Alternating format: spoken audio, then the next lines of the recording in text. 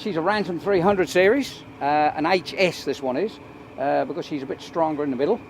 And it was a 5 furrow when I went and looked at it, but thank goodness I took a furrow off. There's only 4 now. We've had her several years. I think we bought it in the mid-1980s, and she's been doing all the ploughing since then. Ploughed the whole farm up every year since then with a 31 on. So she's done a heck of a lot of work. But anyway, it still goes all right. Yeah, usually when we're using a plough on this old tractor, we usually have a double set of weights on, similar to what the 6420 has got on now. But this occasion we just got the one set on because she's on light land, so she'll pull it all right on light land for that. But once you get on a bit of the tougher stuff, she needs double set on, because you want about 24 on then. Keep her down at the front, so she'll get a bite.